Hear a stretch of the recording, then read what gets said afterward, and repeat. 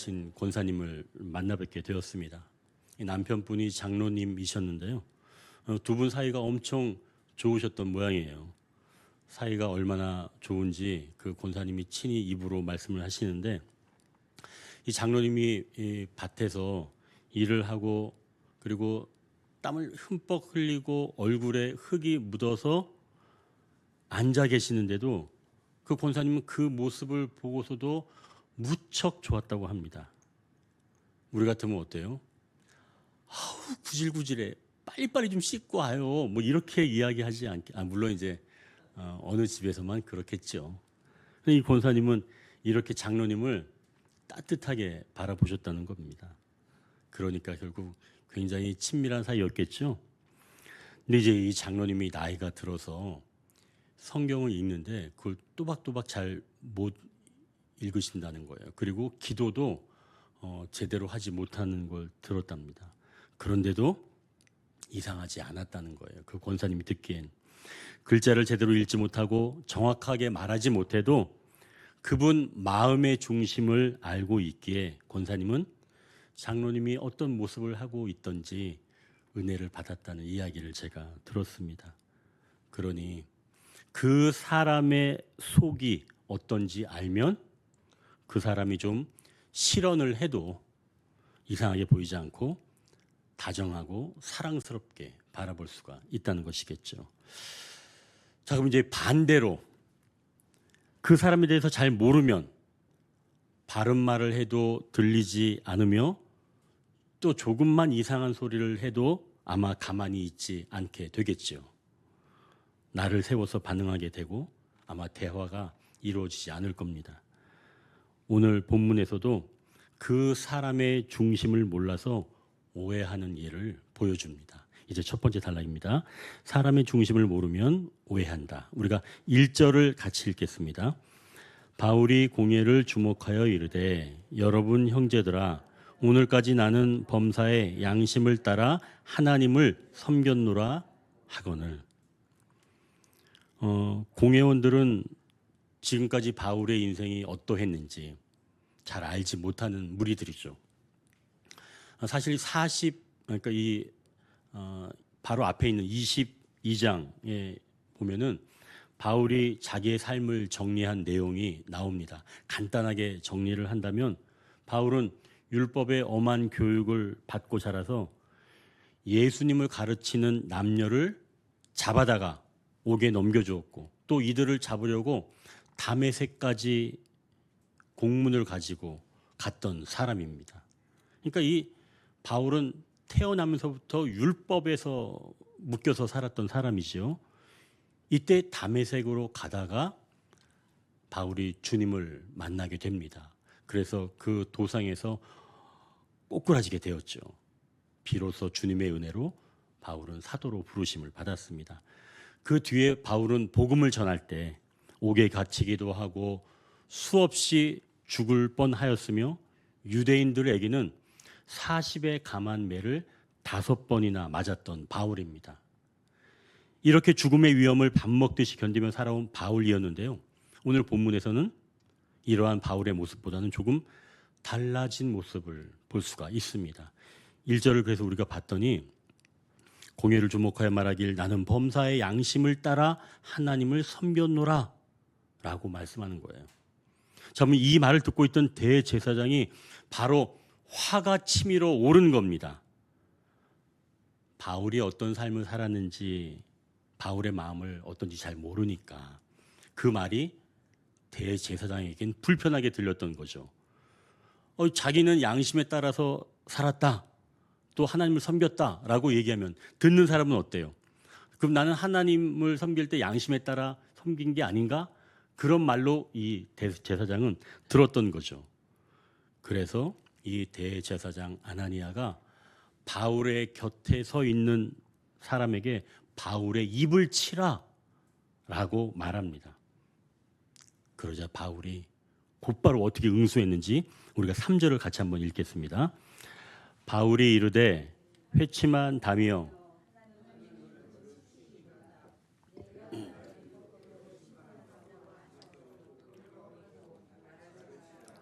아멘.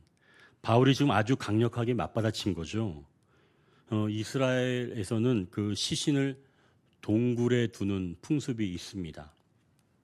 만약 동굴에 시신이 있으면 이곳은 시신이 있습니다라고 하는 그 뜻으로 동굴 앞에 큰 돌을 세우다 놓고 그것을 흰색으로 칠했습니다. 그러면 그 동굴 안에는 시신이 있는 거죠. 그러니까 여기서 말하는 그 회칠한 담이라고 하는 표현은 그 안에 썩은 것을 가지고 있으면서도 멀쩡한 것처럼 속을 감추고 있는 사람이라고 표현을 할 때 이 회칠한 담이라고 표현을 합니다. 바울이 지금 대제사장한테 너는 회칠한 담이야 라고 이야기를 한 겁니다. 굉장히 강력하게 반발한 거죠. 또 바울이 하나님이 너를 치시리로다. 그리고 그 사람을 지금 저주하는 겁니다. 그랬더니 옆에 있는 사람이 말하기를 내가 하나님의 대제사장을 모욕하느냐라고 응수한 거예요. 그러니까 바울이 욕했던 사람이 누구인지 말해주는 거죠. 그러니까 바울이 5절에 우리가 5절을 같이 읽겠습니다. 바울이 이르되 형제들아 나는 그가 대제사장인 줄 알지 못하였노라. 기록하였으되 너의 백성의 관리를 비방하지 말라 하였느니라 하더라. 지금 바울이 대제사장인 줄 알고 그랬다는 거예요? 모르고 그랬다는 거예요? 모르고 그랬다는 겁니다. 너무나 함부로 말했다고 그래서 사과하는 거예요. 자기가 왜 실수한 것인지 거기 본문에 기억이라고 하는 그 주석을 보니까 출애굽기 22장 28절을 근거로 해서 말씀하는데요. 거기 이렇게 기록하고 있습니다. 너는 재판장을 모독하지 말며 백성의 지도자를 저주하지 말지니라. 이게 출애굽기 22장 28절의 말씀이에요. 그러니까 지도자가 잘못을 말한다고 할지라도 그 직분만큼은 인정한다는 것을 말씀하는 거죠. 바울이 그러한 율법을 알고 있기에 자기가 한 말이지만 잘못을 인정하고 급히 사과하는 모습입니다. 그런데 사실 어떤 사람들은 바울이 그 사람이 대제사장인 줄 알고 일부러 그랬다라고 하는 사람들 의견도 있습니다. 그러나 그 말은 한 인간으로서의 바울을 잘 모르고 하는 말이지요. 우리 인간은 완벽한 존재가 아닙니다. 어제까지 강하고 담대하게 살았어도 오늘 아침에 누군가로부터 힘 빠지는 말을 듣는다거나 또는 변하지 않을 것 같은 상황이 갑자기 느껴지게 될 때 그때는 이 바울처럼 더 예민해지거나 때에 따라선 가리지 않고 말하게 된다는 것입니다. 분명 오늘 바울의 말은 실수이고 실언입니다. 아무리 지도자가 제 역할을 못하고 말을 함부로 하여도 그 직임 자체는 우리가 인정하면서 비방하지 말아야 한다는 것이죠. 바울은 그걸 알았기에 자기가 곧 실수라는 것을 인정하는 겁니다. 자, 그럼 이제 이 말을 하나님은 어떻게 보실까요? 바울이 대제사장에게 하나님이 너를 치시리로다 라는 이 바울의 실수, 이 실언, 이것을 하나님은 어떻게 보실까요? 분명 바울의 모습은 인간적인 연약함에서 비롯된 말입니다. 순간의 분노 그리고 당황 속에서 이 말을 내뱉은 거예요. 자신을 이해하지 못하고 함부로 하는 사람일지라도 그 직임은 존중해야 했는데 저주를 퍼부은 이 바울의 이 말을 하나님은 어떻게 이해하실까? 그냥 실언이니까 아무런 영향을 주지 못할까요? 한 사람의 말이 실제로 어떻게 이루어지는지 이 요한복음 11장에서는 다른 대제사장 가야바가 예수님의 죽으심에 대해서 말한 이야기가 있습니다. 거기서 이 가야바가 이렇게 말합니다. 한 사람이 백성을 위하여 죽어서 온 민족이 망하지 않게 되는 것이 너희에게 유익한 줄을 생각하지 아니하는도다 하였으니. 지금 대제사장 가야바가 예수님의 죽음에 대해서 정확하게 이야기하는 거예요. 자기는 그럴 의도는 아니었지만 그렇게 정확하게 이야기를 한 겁니다. 결국 성경에서는 연약한 인간의 말과 행동을 통해서도 하나님의 의도를 나타내는 경우가 있다는 거죠. 요셉의 형들도 악한 의도로 동생을 팔았지만 하나님은 그 일로 결국 생명을 살리는 길을 얻게 됩니다. 오늘 본문의 바울의 말이 실수처럼 보이지만 하나님은 바울의 말을 통해서 하나님의 일을 이루어 가시는 바로 그 길을 얻으셨다는 거예요. 바울의 실언도 하나님의 일하시는 통로로 활용하십니다. 나중에 로마가 이 이스라엘을 침략하면서 결국 성전이 다 무너지게 됩니다. 그러면서 대제사장을 포함한 모든 사두개인들은 대대적인 청산의 대상이 됩니다. 그러니 바울의 말이 곧 하나님이 이루실 말씀을 드러내는 그런 말이 된 거죠. 그래서 본문 11절에 예수님은 바울에게 내가 나의 일을 증언하였다라고 말씀합니다. 그러니 바울의 실수도 하나님의 통로가 될 수 있다는 말씀이지요. 이것은 대제사장은 바울의 마음 중심은 몰라도 예수님은 바울의 마음 중심을 아시기에 그 실언을 통해서도 일한다는 말씀입니다. 우리 지금 얼마 전까지만 해도 같이 있었던 오경혜 권사님이 지금은 캐나다에 가 계시잖아요. 아직은 시차 적응이 안 돼서 영상으로도 예배를 못 드리고 있다는데 오늘은 모르겠습니다. 지금 영상 예배를 드리고 있는지 모르겠지만 그 권사님이 오경혜 권사님이 가시기 얼마 전에 저한테 이렇게 이야기하셨어요. 캐나다에 있는 호식이가 결국 무슨 좋은 데 직장에 들어가긴 했어요. 그런데 저보고 들어오래요. 이렇게 얘기하시는 거예요. 그래서 제가 그 얘기를 듣고 바로 그거 잘 됐네요.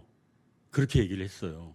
저는 앞에 부분을 듣고 그거 잘 됐네요 얘기한 거예요. 뒷부분 엄마 들어와야 돼요. 그 부분에 대해서 그거 잘 됐네요라고 얘기한 게 아니었는데 권사님은 그 제 얘기를 듣고 그게 잘 된 일이에요? 저한테 반문하셨거든요. 제가 급히 수정을 했죠. 아니 그게 잘 된 일이 아니라요. 호식이가 좋은데 직장에 들어갔다는 게 잘 된 일이라고 말씀드린 거예요. 그리고 권사님 가시면 안 되죠. 전 이제 그렇게 급히 수정을 했습니다. 그러고 나서 곰곰이 생각을 해보았죠. 우리 권사님이 가시는 게 정말 좋은 분을 보내시는 거다. 그런 마음이 계속 기도하면서 드는 거예요. 왜 그런 마음이 들었는지 몰라요.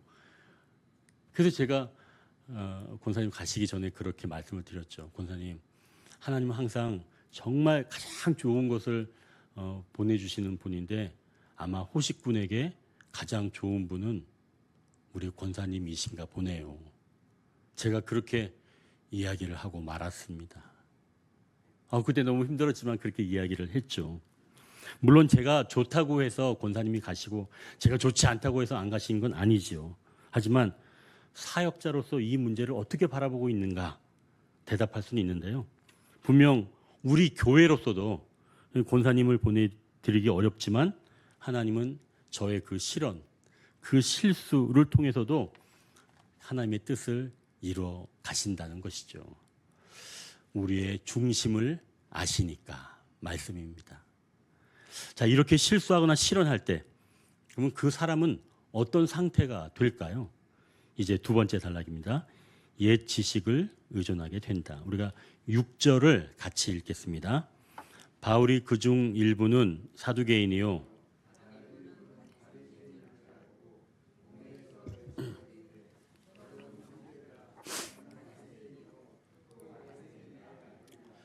죽은 자의 소망 곧 부활로 말미암아 내가 신문을 받노라.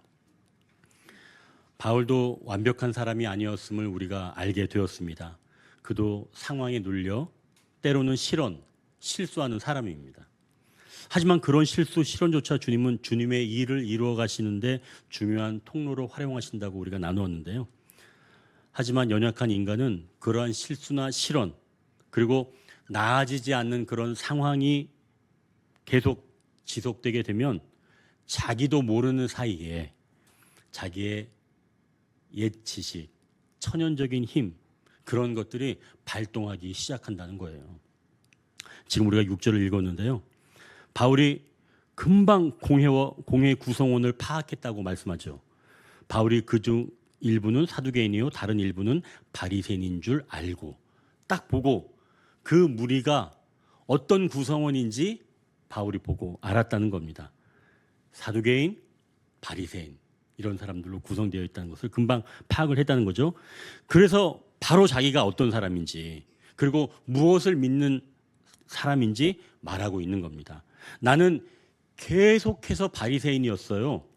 나도 그렇고 나는 바리새인의 아들이었다고 이야기하니까요. 계속 나는 바리새인이었습니다. 그리고 부활을 믿는 것 때문에 내가 지금 신문을 받는 겁니다. 라고 지금 말하는 거죠. 어떤 학자들은 바울의 이 말을 분석하기를 공회를 분열시키려고 일부러 이렇게 말했다라고 표현하는 사람들이 참 많습니다. 여러분 보시기에도 그런가요? 바울이 일부러 그 공회원들을 그냥 분열시키려고 바울이 이렇게 쓱 그 틈새에 들어갔다 이렇게 보시는가요? 바울은 갈라디아서 5장 20절 21절에 육체의 일에 대한 목록을 이야기하는데요. 어떤 것이 육체의 일인지 이렇게 얘기합니다. 우상 숭배와 주술과 원수 맺는 것과 분쟁과 시기와 분냄과 불화함과 분열과 이단과 이런 일을 하는 자들은 하나님 나라를 유업으로 받지 못한다. 이게 지금 바울이 갈라디아서 5장의 20절 21절에서 말한 내용입니다. 여기서 분열 또 이 분냄 같은 경우는 공동체 내부를 갈라서 자기의 입장을 정당화시키는 그런 행위까지 포함하는 겁니다. 그러니까 이러한 행위는 육체의 일이라는 거예요. 바울의 입으로 이렇게 이야기를 하는 겁니다. 자, 그러므로 바울이 만약 일부러 분열을 이용해서 자기를 보호하려고 했다면 그것은 바울이 말한 이 육체의 일이라고 하는 규정과 충돌하게 되는 거죠. 또 로마서 16장 17절에서 이렇게 말씀합니다. 너희가 배운 교훈을 거스러서 분열을 일으키는 자들을 살피고 그들에게서 떠나라. 바울은 분열을 이용하는 사람을 명확하게 경계 대상으로 분류하는 겁니다. 즉 분열을 전략적으로 활용하는 것이 하나님 방식과 맞지 않다는 거예요. 더 분명한 건 잠언 6장 14절 19절에도 이렇게 말씀합니다.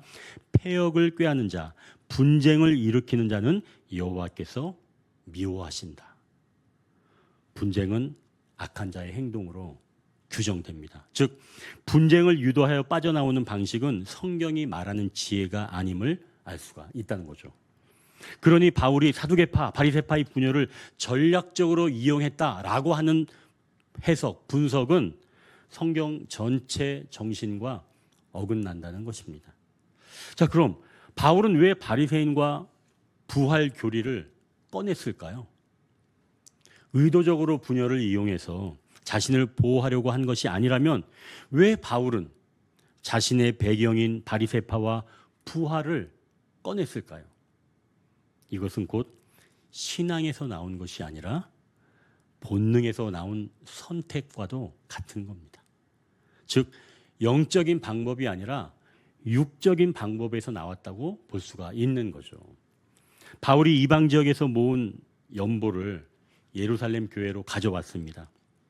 그런데 그것을 제대로 맡기지도 못했어요. 왜 그러냐면 결례를 행하는 사람들의 비용을 바울더러 대라고 했거든요. 또 그 일 때문에 바울은 성전에서 붙잡히게 됩니다. 엄청나게 두들겨 맞게 되죠. 그리고 로마 군인들에게 붙잡혀서 고문을 당하기도 했습니다. 자, 그럼 바울이 이 상태가 지금 어떻다는 거예요?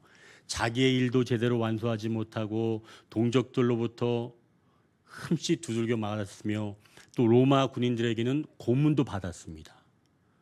그 상태에서 지금 공회 앞에 딱 서게 되었는데 이렇게 자기가 실언을 하고 실수하게 된 겁니다. 자, 그렇다면 바울은 지금 이 상태가 막 활기 넘치는 그런 단계겠어요? 아니겠죠. 지쳐 있는 단계입니다. 엄청나게 지금 지쳐 있는 그런 상황이죠. 자신의 편에서 지지해 줄 그런 사람이 하나도 없고 로마로 가서 복음을 전해야 하는데 자신의 상황이 지금 답답해서 본능적으로 행동했다는 것으로 볼 수가 있다는 거죠. 바리새인들아, 나는 그래도 너희 배경에 있는 사람이야. 자기 편이 없는, 그래서 조금은 허전한 듯한 상황, 그래서 옛 생각을 가지고 바울이 말한 것은 아닌가 말입니다. 이러한 상황에서 바울은 부활이라고 하는 진리를 선포하기는 했지만 이 진리는 동시에 그가 예수님 믿기 이전부터 붙들었던 하나의 신학적인 기반밖에 되지는 않습니다. 자, 그러자 어떤 일이 일어나는지 우리가 10절을 한번 같이 한번 읽겠습니다. 10절 읽겠습니다. 큰 분쟁이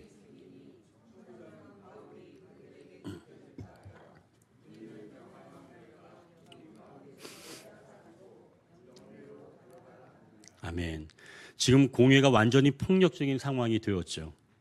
마치 솔로몬의 재판에서 아이를 찢으려는 두 여인처럼 바울의 생명이 찢겨나갈 판이 되었다는 것입니다. 그러니까 위기 상황에서 하나님보다 과거의 경험, 방법, 지식에 먼저 기대면 상황이 더 어렵게 될 수 있다라고 하는 것을 보여주는 거예요. 위기 상황뿐만이 아니라 사실은 순조로운 상황에서도 하나님을 의지하지 않을 때 크게 위태로워지는 경우를 우리가 종종 확인할 수가 있습니다. 성경 안에서도 이러한 예를 찾을 수 있는데요. 이스라엘 백성들이 출애굽하고 난 뒤에 가나안에 들어와서 견고한 여리고성을 무너뜨립니다. 그리고 바로 다음 성인 아이성 앞에 서게 되는데요. 이 아이성은 앞에 무찔렀던 이 여리고성에 비하면 굉장히 작은 성이라 여호수아나 이스라엘 백성들은 충분히 이길 수 있다고 생각했습니다. 마침 정탐꾼들도 그 아이성을 정탐한 후에 보고하기를 많은 병사가 올라갈 필요가 없다. 한 3,000명이면 족하다라고 보고를 했습니다. 그래서 적은 인원으로 전쟁을 했지만 막상 전쟁이 시작되자 아이성 사람들이 이스라엘 백성을 이기게 되었지요. 예전의 경험, 지식에 기댈 때 가장 쉬워 보이는 일조차 내 뜻대로 되지 않는다는 것을 보여주는 것입니다. 바울도 지칠 대로 지쳐 있어서 실언하고 또 예전의 지식을 의존해서 자기를 지지해 줄 사람을 찾았던 거죠. 하지만 그곳에 있다가 찢겨 죽을 뻔했던 겁니다. 이제 밤은 깊어갑니다. 간신히 로마 군인들에 의해 그곳에서 벗어나긴 했지만 바울은 깊은 어둠에 홀로 남게 되었죠. 이제 세 번째 단락입니다. 바울 곁에 서 계신 분이 있다. 우리가 11절을 같이 읽겠습니다. 그날 밤에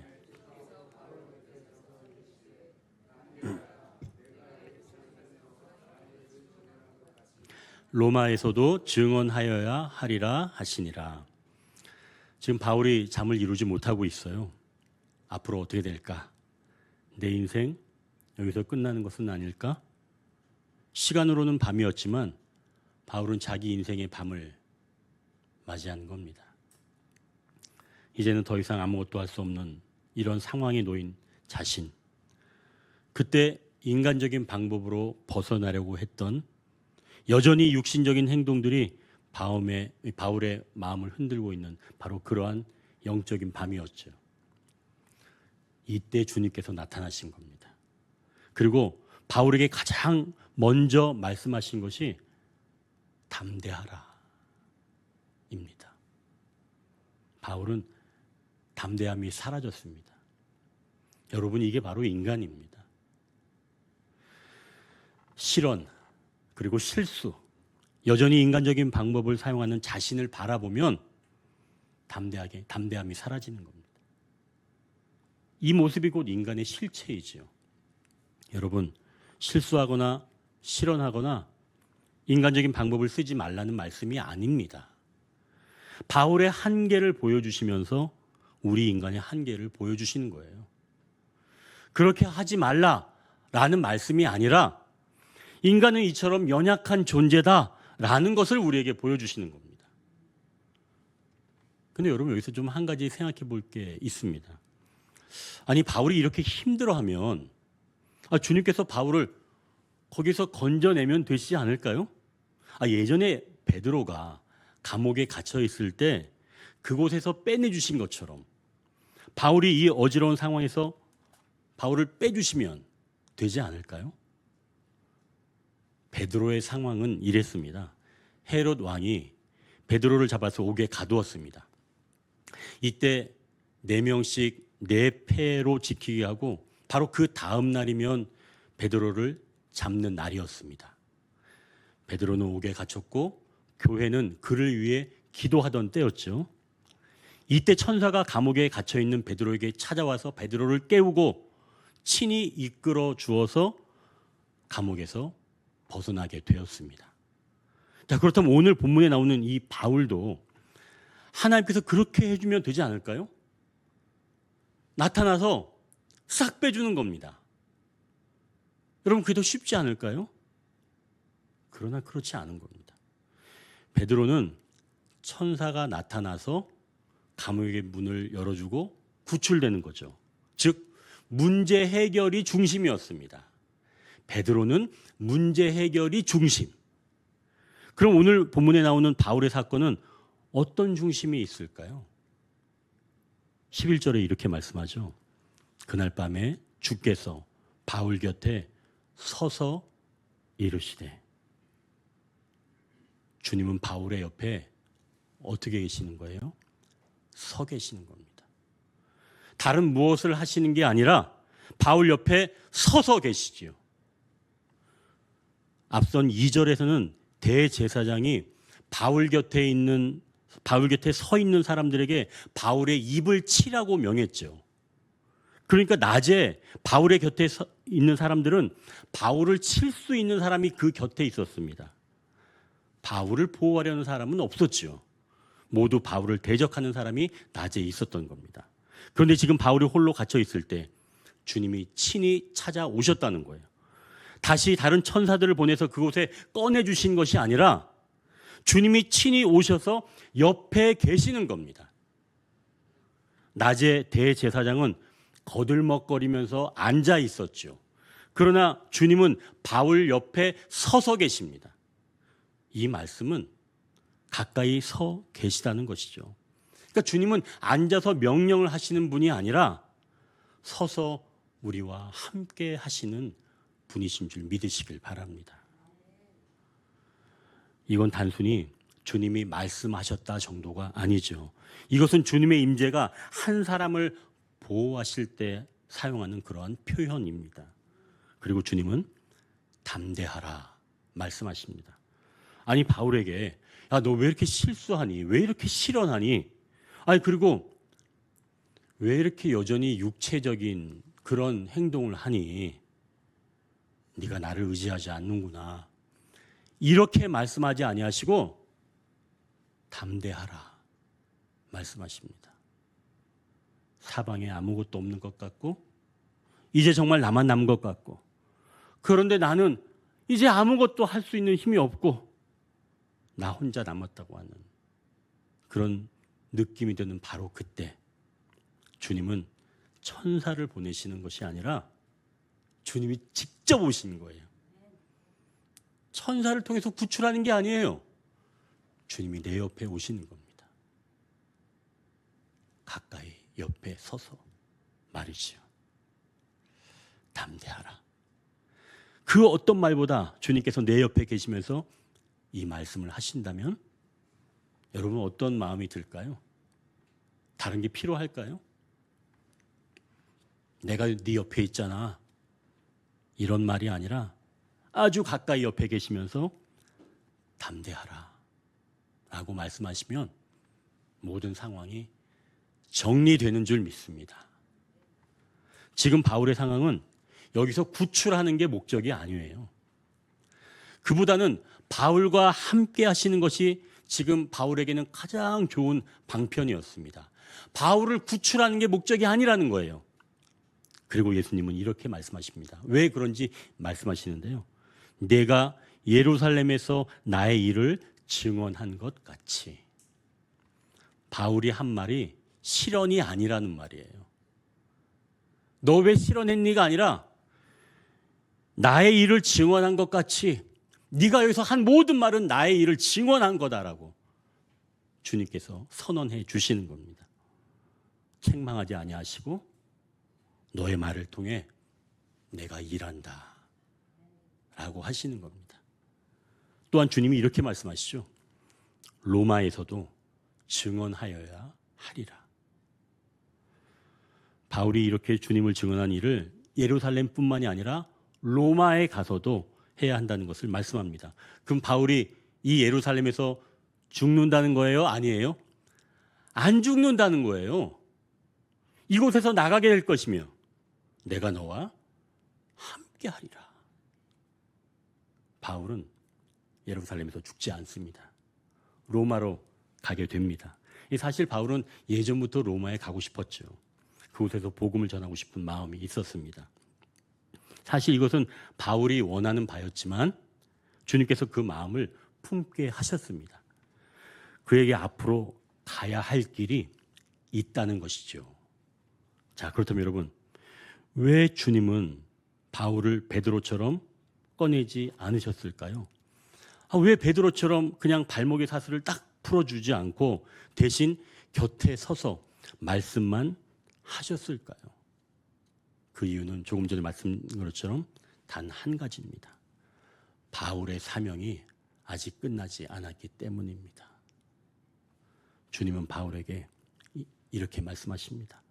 로마에서도 증언하여야 하리라. 주님은 바울에게 문제 해결을 약속하신 것이 아니라 미래의 사명을 약속하셨습니다. 바울을 지금 당장 구출하는 것이 목적이 아니라 바울이 가야 할 로마, 해야 할 사명, 말해야 할 복음이 있기 때문입니다. 그래서 주님은 말씀하십니다. 바울아, 내가 지금 붙잡혀 있으니 쓸모없다고 생각하느냐? 아니다. 너는 여전히 내가 사용할 사람이다. 내 사명은 지금 멈춘 것이 아니다. 밤처럼 보이지만 너는 아직 끝난 것이 아니다. 여러분, 바울에게만이 아닙니다. 오늘 우리에게도 주님은 똑같이 말씀하십니다. 우리가 실수했을 때, 내 마음이 추락할 때, 이제 나는 끝났다 라고 느껴질 때 주님은 우리를 꾸짖지 아니하시고 조용히 우리 곁에 서서 말씀하십니다. 담대하라. 너의 사명은 아직 끝나지 않았다. 너는 아직 내가 사용할 사람이다. 주님은 우리를 당장 위기에서 빼내는 것보다 우리 존재 자체를 세우는 일을 더 중요하게 여기십니다. 그리고 이렇게 말씀하십니다. 너는 아직 가야 할 로마가 있다. 지금의 문제보다 더 큰 계획, 오늘의 실패보다 더 큰 부르심, 오늘의 실수보다 더 깊은 하나님의 뜻. 주님은 우리 삶의 로마를 향해 우리를 다시 일으켜 세우시는 분인 줄 믿습니다. 사랑하는 성도 여러분, 오늘도 우리 곁에 서 계시는 주님을 바라보십시오. 우리는 실수할 수 있습니다. 우리는 흔들릴 수 있습니다. 우리에게 때때로 밤이 찾아옵니다. 그러나 주님은 멀리서 바라보시는 분이 아니라 우리 옆에 서서 담대하라 말씀하시는 분입니다. 그리고 이렇게 말씀하십니다. 너는 아직 로마에 가야 한다. 너의 사명은 끝나지 않았다. 그러므로 다시 일어서시길 주님의 이름으로 축원합니다. 담대하십시오. 주님이 우리 곁에 계시기 때문입니다. 바울이 맞이한 어두운 밤, 주님이 곁에 계셨던 것처럼 우리의 실수와 흔들림 속에서 결코 주님은 떠나지 않으십니다. 그래서 토마스 머튼은 그의 시에서 이렇게 고백합니다. 주님, 나는 내가 어디로 가는지 모르지만 당신이 나와 함께 하신다는 사실은 분명합니다. 그것만으로도 저는 충분합니다. 기도하겠습니다.